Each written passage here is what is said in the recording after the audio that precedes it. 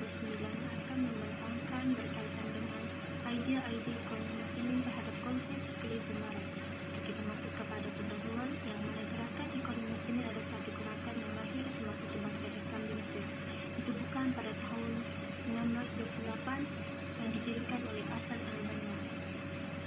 Dalam gerakan ini menjadikan Islam sebagai ideologi perjuangan, dan juga gerakan ini adalah sebagai wahdah untuk membangkitkan kesedaran beragama bangsa Mesir ketika itu dan membangunkan kehidupan sosial yang sesuai dengan ajaran Islam. Dalam gerakan ini, Hasan al-Banna dapat menyerapkan semula prinsip-prinsip Islam dalam berbagai aspek kehidupan, yang mana Islam ini bukan hanya soal spiritual semata-mata, tapi Islam adalah akidah dan pemikiran, sistem dan kehidupan. Kehadiran ekonomi muslimin juga adalah kesan daripada suasana sekeliling yang dilihat oleh Hasan al-Banna yang tidak selari dengan ajaran Islam yang sebenar. Disebabkan selepas kejatuhan kerajaan Khalifah Uthmaniyah, negara-negara Islam khususnya negara Mesir berada dalam cengkaman Barat, menyebabkan Barat mula menyebarkan idea-idea mereka seperti sekularisme, liberalisme, menyebabkan masyarakat Mesir ketika itu mula menerima idea tersebut. Jadi, kehadiran ekonomi muslimin ini juga adalah menjadi pemangkin kepada gerakan dan inspirasi umat Islam yang lain untuk terus serta bertindak secara serius dalam mengatur strategi dakwah.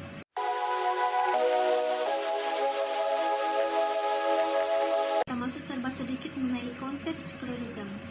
Sekularisme ini kita tahu bahawa satu idea yang mana memisahkan agama dengan urusan-urusan kehidupan. Kemunculan sekularisme ini berlakunya di Barat apabila terjadi pergolakan di gereja, yang mana masyarakat Kristen pada ketika itu mula merasa terkongkong dengan gereja, menyebabkan mereka ingin memutuskan tali ikatan mereka dengan gereja dan menerima serta mengamalkan fahaman sekular dalam kehidupan mereka. Pemikiran ini mula diterima pakai seiringan dengan matlamat Barat untuk mempengaruhi umat Islam sekaligus di Mesir untuk mengikuti cara dan budaya mereka. Apabila fahaman sekularisme ini diterima pakai dalam kalangan masyarakat Mesir, gerakan ekonomi muslimin inilah yang cuba untuk mengembalikan ajaran Islam dalam kalangan masyarakat Mesir ketika itu. Kerana apabila tidak dibendung, fahaman ini akan memberi kesan kepada umat Islam.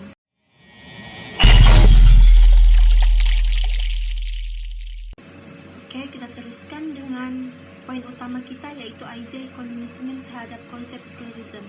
Yang pertama, idea terhadap politik sekular, yang mana pendekatan politik ekonomi muslimin adalah merupakan pendekatan yang terpenting dan memberi kesan terbesar kepada pemerintah, yang mana gerakan ini memperjuangkan politik dengan menganjurkan bantahan kepada kerajaan yang boleh bantahan yang menentang kezaliman dan idea sekular kerajaan yang boleh melemahkan pengaruh Islam serta melumpuhkan nilai moral tradisional. Di Mesir ni wujudnya beberapa kumpulan yang membawa kepada pertelingkahan yang akhirnya meninggalkan perkara yang lebih penting, iaitu syariat dan peraturan hidup.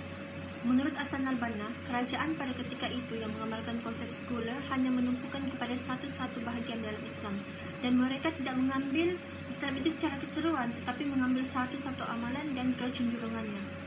Pergolakan di Mesir berlaku di antara pihak istana yang mempunyai hubungan dengan British dan juga parti Wafd yang terlibat dan rasuah serta mengutamakan golongan bangsawan. Raja-raja Mesir ketika itu hanya dijadikan seperti boneka dan mereka berhubungan dengan pemerintah Barat demi mengekalkan kuasa. Akibatnya rakyat tidak berpuas hati dengan situasi yang berlaku di Mesir ketika itu, dan ekonomi muslimin telah mewakili golongan yang ingin Mesir diperintah berlandaskan Islam dan tidak fanatik cuba melakukan perubahan dalam pemerintahan di Mesir. Hasan al-Banna menegaskan bahawa politik adalah satu perkara yang tidak boleh dipisahkan dengan matlamat dakwah, dan disebabkan itulah ekonomi muslimin meyakini bahawa sistem pemerintahan berperlembagaan adalah satu sistem pemerintahan sedia ada yang paling hampir dengan Islam dan tidak akan mengubah sistem ini kepada sistem yang lain. Dan oleh itu, gerakan ekonomi muslimin mencuba untuk menggunakan pakai 3 pendekatan, iaitu Yang pertama, meningkatkan kesedaran akan kewajiban membebaskan dunia umat Islam daripada cengkaman penjajahan kuasa asing. Yang kedua, membangkitkan kesedaran dan keyakinan mengenai kewajiban menegakkan sebuah negara pemerintahan Islam. Yang seterusnya, menumbuhkan kesedaran dalam kalangan umat Islam untuk mewujudkan kesatuan Islam. Tiga pendekatan ini digunakan pakai untuk mencapai matlamat politik Ikhwanul Muslimin. Oleh itu, gerakan Ikhwanul Muslimin, terutamanya pengasasnya iaitu Hasan al-Banna, mengajak semua ahli-ahli Ikhwanul Muslimin ini menjadikan dunia ini sebagai wakaf untuk jalan dakwah.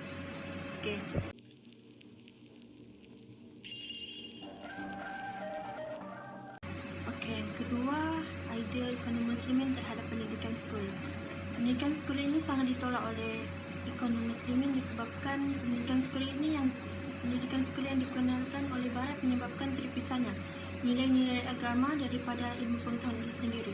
Sistem pendidikan tersebut menjadi ejen sekularisasi yang mana pendidikan yang diperoleh telah menjauhkan dari sistem kehidupan dan pemerintahan Islam.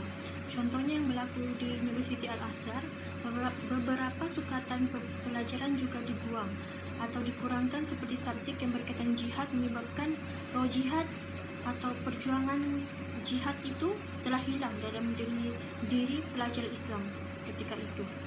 Dan seterusnya, pengajaran bahasa asing juga dipertingkatkan dalam kalangan pelajar dengan alasan bahawa bahasa asing ini adalah bahasa peradaban.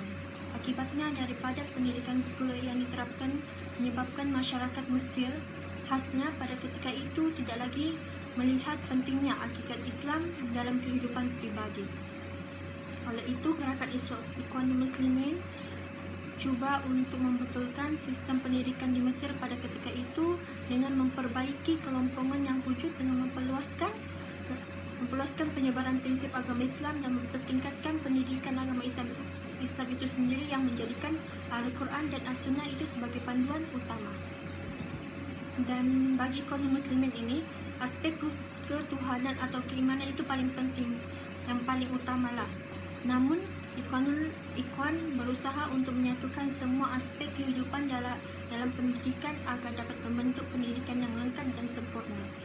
Bahkan pendidikan Ikhwanul Muslimin juga menekankan soal amal kebajikan masyarakat kerana ianya sebahagian daripada tujuan seorang Muslim dalam kehidupan. Seterusnya, pendidikan Ikhwanul Muslimin juga memperkenalkan pendidikan politik bagi menguatkan semangat nasionalisme rakyat untuk membebaskan negara mereka daripada kuasa asing. Seterusnya, peningkatan pendidikan yang dilakukan oleh Ikhwanul Muslimin ini adalah bertujuan untuk memperbaiki sistem pendidikan yang telah dicampur adukan dengan pendidikan sekolah sehingga nilai-nilai Islam itu sendiri semakin lama semakin berkurangan. Oleh itu, Ikhwanul Muslimin percaya melalui pendidikan yang diterapkan atau cuba diterapkan oleh mereka ini adalah satu cara yang terbaik untuk membuat perubahan dan mampu mengakis pengaruh-pengaruh Barat. Selanjutnya, yang ketiga, kita masuk kepada idea Ikhwanul Muslimin mengenai konsep sekular, yang mana Barat memperkenalkan sistem ekonomi kapitalis iaitu sistem persaingan bebas. Melalui sistem kapitalis ini banyak ditemui ketidakadilan yang berlaku dalam masyarakat menjadikan golongan berkuasa terutamanya Barat selalu mengeksploitasi ekonomi khususnya yang berlaku di Mesir. Hasan al-Banna menegaskan kita mesti berpegang teguh kepada Islam yang suci dan dasar-dasar yang utama di lapangan ekonomi. Beliau menyeru supaya sistem milik dan sistem cukai dikaji semula kerana ianya hanya memonopoli keuntungan semata-mata. Ikhwanul Muslimin menyeru kerajaan dan rakyat Mesir ketika itu agar menguasai dan menerokai sumber ekonomi negara agar pemusatan ekonomi tidak hanya dimonopoli oleh penjajah. Melalui ekonomi kapitalis ini juga memperlihatkan bahawa cara pelaksanaannya bercanggah dengan ajaran Islam kerana wujudnya amalan seperti riba dalam proses jual beli. Bagi Ikhwanul Muslimin, ekonomi yang dilaksanakan seharusnya berteraskan syariah bagi melindungi keadilan dalam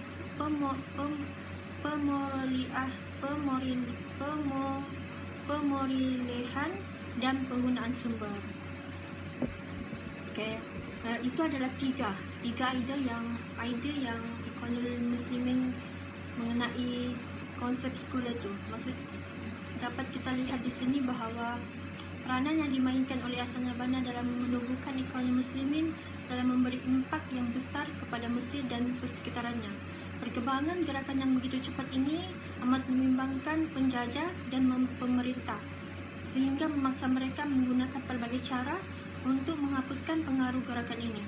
Sesungguhnya, gagasan dan pemikiran Ikhwanul Muslimin ini bersifat sejagat dan berdasarkan kepahaman Islam yang menyeluruh. Gerakan ini juga bertujuan untuk mengetengahkan Islam yang sebenar dengan menjelaskan bahawa Islam itu mencakupi setiap aspek kehidupan dan berhasrat untuk mewujudkan pemerintahan berdasarkan Al-Quran dan As-Sunnah. Kebijaksanaan Hassan al-Banna dalam menggariskan polisi Ikhwanul Muslimin yang berlandaskan pengajaran Islam seiringan dengan pelbagai aktiviti terutamanya dalam Al-Ihwal, kebajikan dan program sosial telah menjadi gerakan ini sangat berpengaruh di Mesir. Oleh itu, secara kesimpulannya, penguasaan British ke atas Mesir telah mempengaruhi cara takbiran dan kebudayaan Barat, hingga itu menyebabkan perkembangan yang semakin jelas terlihat membuatkan ia tidak disegani oleh penduduk Mesir yang sebahagian besarnya beragama Islam. Kejayaan Ikhwanul Muslimin membentuk satu pergerakan Islam moderat dan berpengaruh di Mesir selaras dengan objektif penumbuhannya yang menjurus kepada kepentingan masyarakat dan negara, yang mana matlamat awal penumbuhan gerakan Ikhwanul Muslimin adalah untuk menggulingkan penguasaan British di Mesir dan menyelamatkan rakyat daripada pengaruh pemikiran Barat. Oleh itu, pemikiran dan pendekatan Imam Hassan al-Banna ini telah memainkan peranan yang penting dalam aspek pemikiran dan politik di Mesir, dan dikira sebagai amat percaya jugalah usaha yang dilakukan beliau untuk membina peradaban ummah sebagaimana tuntutan Islam bagi melawan sekularisme. Oleh itu, hanya itu saja daripada saya sebagai wakil kepala soalan 9.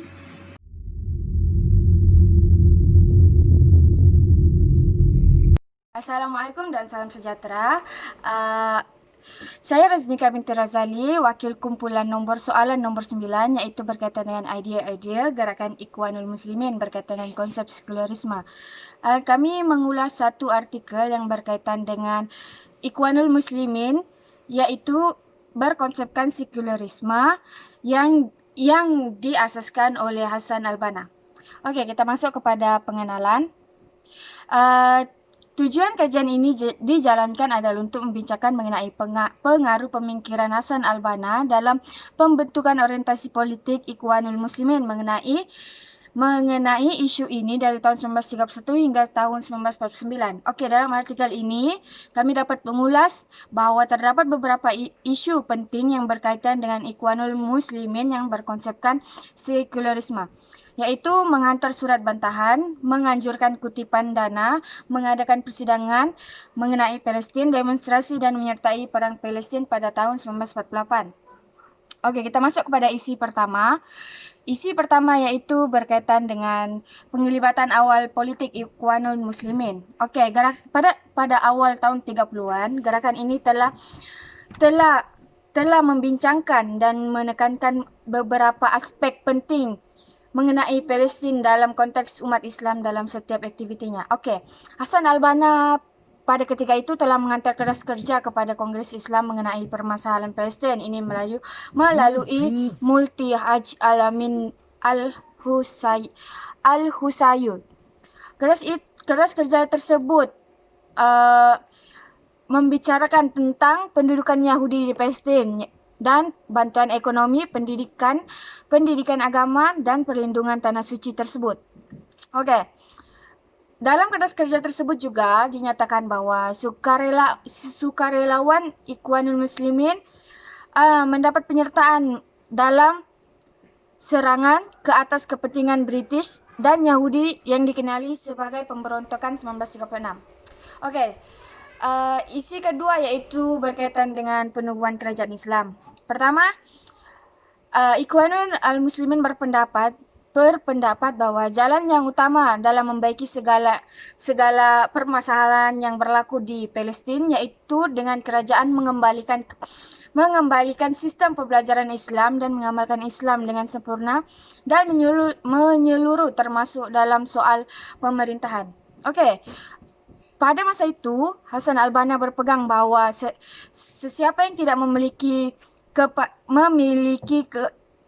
sesiapa saja yang tidak kembali kepada hukum, maksudnya pelajaran Islam dan hukum-hukum Islam berdasarkan Al-Quran dan As-Sunnah, maka mereka telah melakukan jenayah dalam Islam tapi tidak sampai kepada kufur.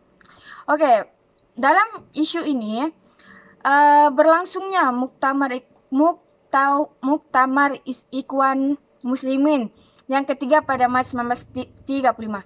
Ikhwan Muslimin mula memasuki hal ehwal Palestin secara langsung, yang mana dalam persidangan tersebut terdapat beberapa rakan Hasan al-Banna yaitu Abdul Rahman serta Muhammad Asad al-Hakim dan Abdul al-Aziz al-Taribi yang melakukan satu aktiviti yaitu melawat Palestin dan berjumpa dengan kepimpinan Palestin yaitu Haji Amin al-Hasuyu. Okey, seterusnya isu ketiga dalam artikel ini yaitu bantuan dan sumbangan dana keuangan. Okey, pada tahun 1931, gerakan ini telah menubuhkan sebuah tabung yang diberi nama Tabung Jerusalem yang bertujuan untuk mengutip dana dan sumbangan berbentuk kewangan untuk disalurkan kepada para pejuang Palestin. Pada tahun 1936 pula, Ikhwanul Muslimin di Palestin telah menubuhkan sebuah jawatan kuasa bantuan Palestin untuk membiayai dan membantu perjuangan penduduk Palestin. Okey, isi seterusnya yaitu surat bantahan dan surat mengenai kritikan. Okey, pada tahun 1997, Hasan al-Banna merupakan Mursyidul Amin juga telah mengutus surat bantahan kepada Duta British di Mesir untuk menuntut menghentikan kemasukan Yahudi di Palestin dan perubahan bagi negara Israel. Pada 15 September 1939, Hasan al-Banna sekali lagi mengutuskan surat bantahan yang pertama, pertama kepada Menteri di Al-Mahir agar beliau boleh menekankan pihak British untuk menghentikan imigrasi orang Yahudi ke Palestin. Okey. Isu seterusnya dalam artikel ini yaitu penganjuran persidangan mengenai isu Palestin. Ikhwanul Muslimin juga telah menganjurkan persidangan antarabangsa untuk Palestin pada Oktober 1938. Delegasi ini menyertai kongres ini yaitu dari Mesir, Irak, Syria, Lebanon dan Sudan. Delegasi ini bertujuan untuk membincangkan akan tanggung jawab umat Islam dalam membantu menyelesaikan permasalahan Palestin. Isu Palestin ini juga telah dimanifestasikan dalam sebuah persidangan di Palestin. Persidangan ini telah diadakan di Haifa pada Oktober 1946 untuk membincangkan mengenai permasalahan yang signifikan dan telah dihadiri oleh wakil dari Lebanon dan Jordan. Okey, yang terakhir yaitu berkaitan dengan dakwah. Hasan al-Banna memberikan ceramah bergerak dengan mengecam hasrat kuat Zionis yang ingin menubuhkan negara Israel di Palestin. Ikhwan Muslimin juga telah melancarkan beberapa demonstrasi di kawasan seperti Amiri, Suez, Iskandaria, dan Mansura. Demonstrasi ini menyebabkan Ikhwan Muslimin telah menghantar memo kepada kedutaan British, kedutaan Amerika di Kairo, Perdana Menteri Mesir dan Setiausaha Agung Liga Arab. Semasa demonstrasi berlaku di Kairo dan Iskandaria, beberapa kedai orang Yahudi telah dirompak.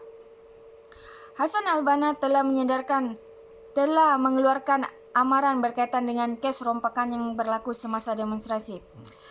Dalam amaran tersebut, Hasan al-Banna menegaskan bahwa orang Yahudi bertanggung jawab dalam rompakan tersebut dan melepaskan tembakan ke arah penunjuk perasaan. Oke, kesimpulannya, hasil daripada kajian ini, hasil daripada ulasan artikel ini memberi pengetahuan yang bukan baru kepada pembaca. Namun disimpulkan berdasarkan artikel tersebut, dikatakan bahwa pemikiran dan pendekatan Imam Hasan al-Banna telah memainkan peranan penting dalam aspek pemikiran politik gerakan Ikhwanul Muslimin di Palestina. Banyak perjuangan-perjuangan yang telah dilakukan oleh Ikhwan Muslimin di Palestina. Sebagai contoh, memungut dana keuangan, menganjurkan persidangan, berdemonstrasi dan menyertai perang Palestina dalam usaha membantu perjuangan rakyat Palestina untuk mempertahankan tanah air mereka daripada penjajahan oleh pihak Israel yang dibantu oleh pihak British. Berdasarkan ulasan artikel ini juga, pengetahuan baru yang didapati tersebut dapat diimplementasikan dalam kehidupan. Sebagai contoh semangat kepemimpinan politik Hasan al-Banna dalam memimpin gerakan Ikhwanul Muslimin. Sekian, itu saja ulasan artikel daripada kumpulan 9. Sekian dan terima kasih.